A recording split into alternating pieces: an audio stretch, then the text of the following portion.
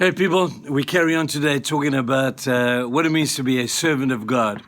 We come out of slavery to the world to be a child of God, and we then have this whole beautiful thing of what it means to serve God. I want to talk to you about what it means to be a high-grade servant. Paul uses incredible terminology. He talks about being a bond slave to Christ. In Philippians 1 verse 1, Paul talks about being a bond servant. Now, this is great terminology. If you lived at the time of Paul where they had slaves, and sometimes these slaves learned to love their masters. Masters were kind. The masters provided for them. The masters made sure that their kids got to school, that the house was always had enough food in it. There were some good masters out there. And so they would say to themselves, guys, you know what? I don't want freedom anymore. I found a new master. I'm now a bond slave, a bond servant to a great master. Back there in Egypt, my master was awful. My master of sin, my master of Pharaoh, if you're in an Old Testament context, was a bully. He made us guilty when we couldn't perform to what we were meant to do. Back in Egypt, they made us make bricks, and he would tell us no matter how many bricks you have made, it's never enough. That's what Satan would want to do to you.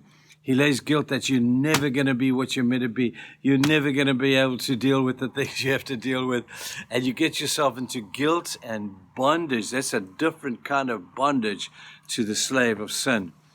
But when you become a bond slave to Christ, in the days of Paul, the man would say, this is my master. I want to serve him for the rest of my days.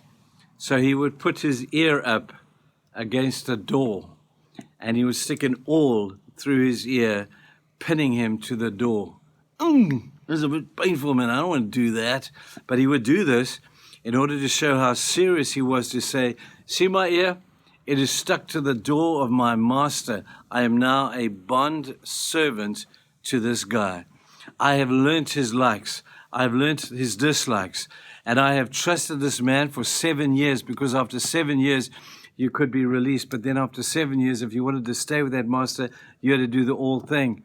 And then you were there for life. You could have had freedom from your master. But these guys loved their masters so much. They wanted to stay right where they were. What Paul is saying to us, people, is that Jesus is a great bondservant's master. He's not cruel. He's not unkind. He doesn't have any unrealistic expectations.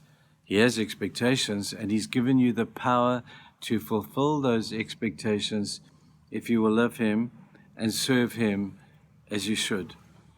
Now, it's a wholehearted thing. You can't serve that guy and then serve this guy at the same time and hopefully please one of them. You're going to please nobody at all, man. You're not going to please anybody. You've got to choose which master you want to serve. Elijah was faced with that challenge on Mount Carmel one day. And he challenged the nation of Israel. He said, guys, if Baal is God, then for goodness sake, go and serve him. Become a slave to him. Become a bond slave to Baal. But if God is God, then you can choose to serve him. I'm recommending you choose God, but the choice is yours. And you're saying, is it really that simple? Isn't there something that I really need to do to improve myself? Nope, not at all. You just choose who you're going to serve. And the Bible tells us, worship God and serve him. Make a good choice. In the journey of servanting, great joy comes, because now you're looking back and you're saying, man, I'm so glad that I am a child of God. I'm no longer a slave to fear. I am a child of God. Now my mission is to serve my master, is to become a committed bondservant to him, that what he likes, I will like, what he dislikes, I will dislike, all in an endeavor to please your new master. I'm going to ask Lizanne to sing for you that song that we love so much, I'm no longer a slave to fear. Close your eyes as this kid sings, and I pray that you would just experience the wonder of the magnitude of what God has done in you and can do through you in these coming days. We don't need to be a slave, certainly not to sin, but we do need to be bondservants to Christ. People, by the way, He's a great master. You're going to find that out. Have a good day. Bye-bye. Listen to Liz. Bye.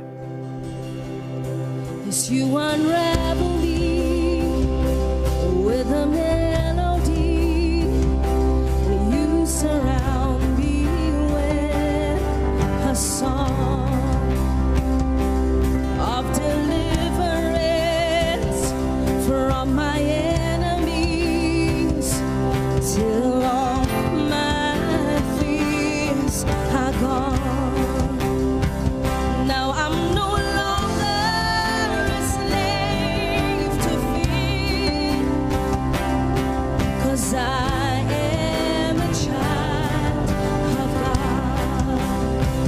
No, I'm no longer a slave to fear, 'cause I am a child of God.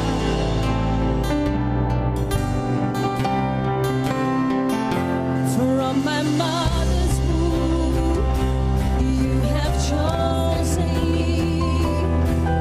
Love has called my name, and I've been born again into your family. Your blood flows through my veins. Let's sing it again. From my mother's womb, you have chosen me. Love has called my name, and I've been born again into your family. Lord, your blood flows through my veins. Now I'm no longer a slave to fear, 'cause I am a child of God. No, I'm no longer a slave to fear, 'cause I am a child. I'm no longer, Lord, I'm no longer a slave to fear, 'cause I am a child. I'm no longer, Lord, no, I'm no longer a slave to fear, 'cause I am a child of God. Whoa,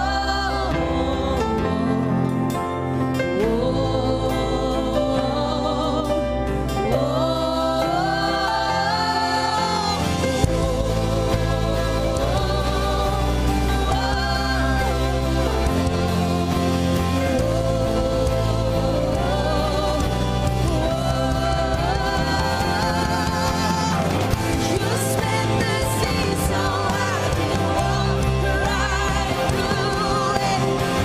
My fears were drowned in perfect love. You rescued me, now I can stand and sing. I am a child of God. You split the sea for me. You split the sea so I can walk right through it. My fears were drowned in perfect love. You rescued me, now I can stand there and sing. I am a child of God. Yes, I am. I am a child. Come on, church, let's declare. Oh, I am.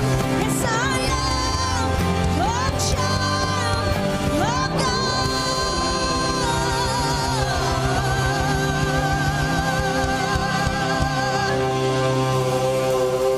I'm no longer a slave to fear.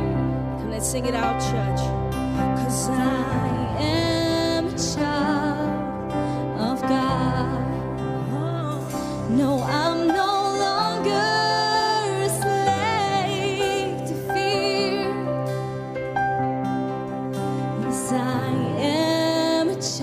child.